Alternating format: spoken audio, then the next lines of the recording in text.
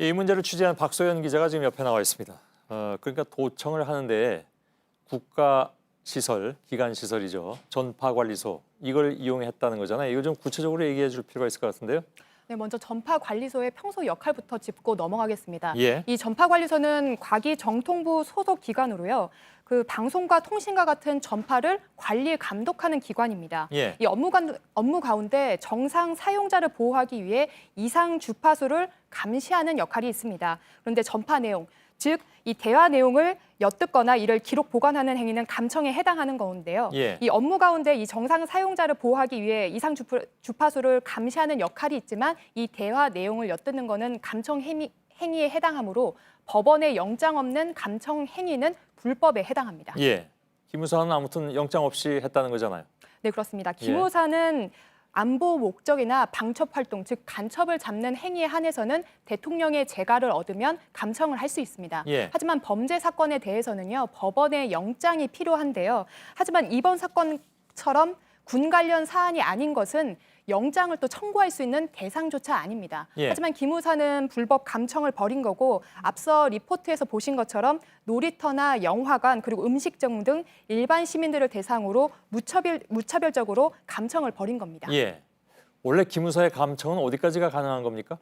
네, 화면을 보시면요. 이게 기무사 문건입니다.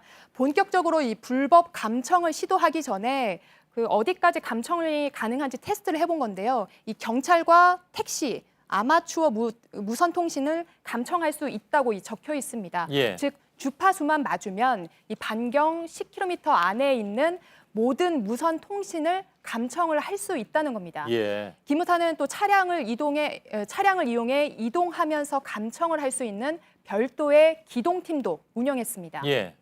근데 이런 감청 능력을 가지고 있다면 이건 뭐 대단한데 굳이 전파관리소까지 이용하려 한 이유는 뭘까요?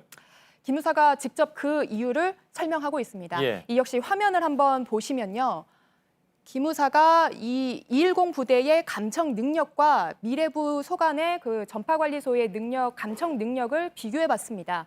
그 전국에 있는 전파관리소를 활용하는데 훨씬 효율적이다. 이렇게 기무사는 결론을 내린 겁니다. 예. 기무사의 감청 장비는 강화도와 이 연평도 2개 지역에서 운영이 되고 있고요. 또한 기동 방탐팀도 3개 팀에 불과합니다. 하지만 전파관리소는 전국 10곳에서 운영이 되고 있고 작은 도시 같은 경우는 63곳에 원격국이 설치돼 있습니다. 또 움직이면서 감시할 수 있는 이동 감시팀도 20개 팀이 있습니다. 예.